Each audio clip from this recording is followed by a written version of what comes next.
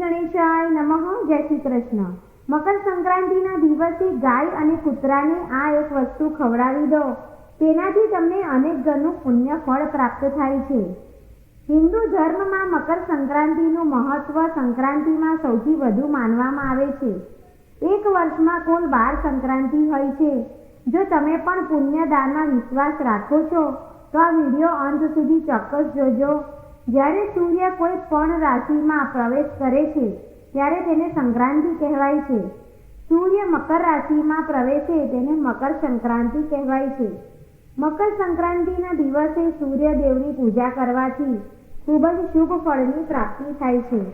વ્યક્તિને આખું વર્ષ સૂર્ય ભગવાનની કૃપા મળે છે અને વ્યક્તિના જીવનમાં દર વખતે ખૂબ જ મહત્વપૂર્ણ ફેરફારો થાય છે. જાન્યુઆરી મહિનામાં સંક્રાંતિનો તહેવાર ઉજવવામાં આવે છે. મકર સંક્રાંતિના દિવસે સૂર્ય ભગવાન મકર રાશિમાં પ્રવેશ કરે છે. શનિદેવ મકર અને કુંભ રાશિના સ્વામી છે. તેથી જ માનવામાં આવે છે કે આ દિવસે સૂર્ય ભગવાન તેમના પુત્ર શનિને મળવા જાય છે. બંનેના મિલનને મકર સંક્રાંતિના તહેવારના નામથી ઉજવવામાં આવે છે. મકર સંક્રાંતિનું મહત્વ વર્ણવતા ભગવાન શ્રી કૃષ્ણ કહે છે કે જે આ સમયે પોતાના પ્રાણનું બલિદાન આપે છે તેને મોક્ષ મળે છે. મહાભારત કાળમાં ભીષ્મ પિતાએ સૂર્યના ઉત્તરાયણ થતાં જ પોતાના પ્રાણ ત્યાગ કર્યા હતા.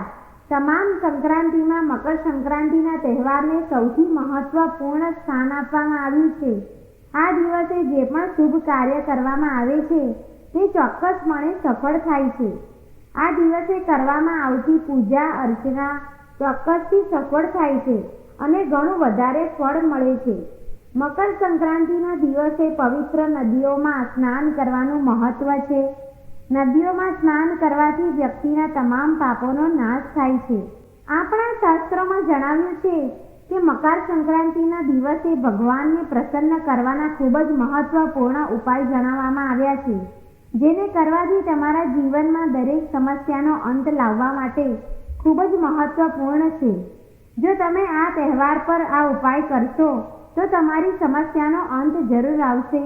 આર્થિક તંગીથી જે કોઈ રોગથી પરેશાન હોય અથવા તમે કોઈ બીમારીથી પરેશાન હોવ, તમને કામમાં સફળતા નથી મળતી, ઘરમાં દરિદ્રતાનું વાતાવરણ છે, તો તમારે મકર સંક્રાંતિના દિવસે આ ઉપાય અવશ્ય કરવા જોઈએ.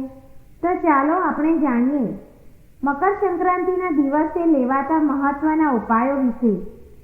મકર સંક્રાંતિના સૌથી મહત્વપૂર્ણ ઉપાય શાસ્ત્રોમાં કહેવાયું છે કે જો તમે દરરોજ સૂર્યને પાણી અર્પિત નહીં કરતા તો મકર સંક્રાંતિના દિવસે સૂર્યદેવને પાણી અવશ્ય અર્પણ કરવું જોઈએ.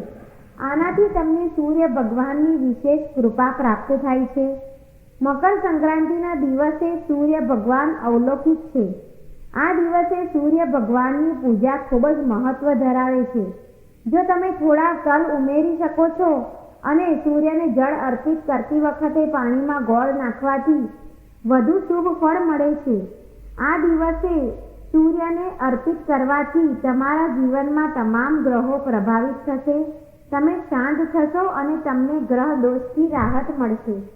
તમારા જીવનમાં મુશ્કેલીઓ ચાલી રહી છે, તમારી લાંબા સમયથી અટકેલી સમસ્યા પણ પૂર્ણ થશે. જો તમે કોઈ રોગ કે બીમારીથી પરેશાન છો તો આ ઉપાય અવશ્ય કરો. સૂર્ય ભગવાનની કૃપાથી તમને રાહત મળશે. તમામ સમસ્યાઓથી તમે રોગ અને બીમારીઓથી મુક્ત રહેશો. ભગવાન સૂર્યની સાથે સાથે મકર સંક્રાંતિના દિવસે ભગવાન વિષ્ણુ અને દેવી લક્ષ્મીની પૂજા કરવાનો નિયમ છે. આ દિવસે ભગવાન વિષ્ણુ અને માતા લક્ષ્મીને તિલક ચડાવવાથી ફાયદો થાય છે. સંક્રાંતિના દિવસે ગરીબીમાંથી મુક્તિ મેળવવા માટે સફેદ તલમાંથી લાડુ બનાવવામાં આવે છે, પરંતુ આ દિવસે કાળા તલમાંથી લાડુ બનાવવાનું પણ અનેરું મહત્વ છે. આ દિવસે કાળા તલ અને ગોળમાંથી બનાવેલા લાડુ અર્પણ કરીને શનિદેવના આશીર્વાદ મળે છે.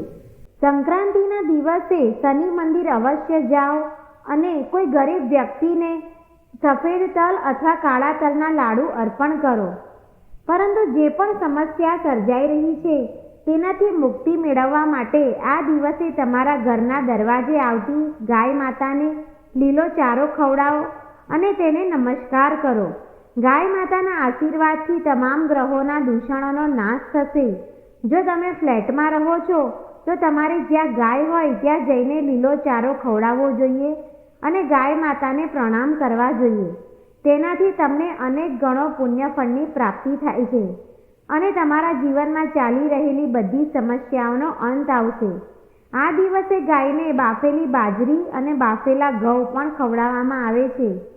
આ દિવસે કાળા કૂતરાને રોટલી નાખવાથી શનિદેવ પ્રસન્ન થાય છે. સંક્રાંતિના દિવસે તમારે રાત્રે સૂતી વખતે આ એક ઉપાય અવશ્ય કરવો જોઈએ. આનાથી તમને માનસિક તાણમાંથી રાહત મળે છે. સૂતી વખતે પલંગ પાસે પાણી ભરેલું તાંબાનું વાસણ રાખો અને સવારે પીવો. આનાથી તમને શારીરિક અને માનસિક તાણમાંથી રાહત થશે. તાંબુ એ સૂર્ય ભગવાનની ધાતુ માનવામાં આવે છે, માટે એમાં રાખીને પાણી પીવાથી શરીરને ખૂબ જ લાભ થાય છે. શમીનું વૃક્ષ શનિદેવને ખૂબ જ પ્રિય છે. મકર સંક્રાંતિના દિવસે સૂર્ય ભગવાન તેમના પુત્ર શનિને મળવા આવે છે. તેથી જ શમી વૃક્ષની પૂજા કરો. આ દિવસે વિશેષ મહત્વ છે. આ દિવસે જો તમે શમીનું વૃક્ષ વાવી તેની પૂજા કરશો તો તમને સૂર્યદેવ અને શનિદેવ બંનેની વિશેષ કૃપા પ્રાપ્ત થશે. સંક્રાંતિના દિવસે એક કપમાં પાણી ભરીને તેમાં 4 થી 5 લવિંગ નાખીને ઉત્તર દિશામાં રાખો. આમ કરવાથી ઘરમાં ધનની વૃદ્ધિ થાય છે અને ઘરમાં દેવી લક્ષ્મીનું આગમન પણ થાય છે. સાથે જ ઘરમાં સુખ અને શાંતિ આવે છે. સંક્રાંતિના દિવસે રાજા ભગીરથે તેમના પૂર્વજોને તર્પણ અર્પણ કર્યું હતું. તેથી આ દિવસે પૂર્વજોને પ્રસન્ન કરવા ઉપાય કરવા જોઈએ. આ દિવસે તમારે દાન અવશ્ય કરવું જોઈએ. ખાસ કરીને તમારા પૂર્વજોના આશીર્વાદ મેળવવા માટે પૂર્વજોના નામ પર કોઈ બ્રાહ્મણ અથવા કોઈ ગરીબને તમારી શક્તિ મુજબ દાન કરવું શ્રેષ્ઠ છે. તેનાથી પૂર્વજો પ્રસન્ન થાય છે અને પીપળે પાણી રેડવું જોઈએ. આ રીતે મકર સંક્રાંતિના દિવસે તમે ભગવાન સૂર્યની કૃપા મેળવી શકો છો. આશા રાખું છું કે તમને આ લેખ પસંદ આવ્યો હશે. તો વિડીયોને લાઈક કરો, તમારા સગા સંબંધીઓ સાથે શેર કરો અને ચેનલને તમે પહેલીવાર જોઈ રહ્યા હોય તો સબસ્ક્રાઈબ જરૂર કરો.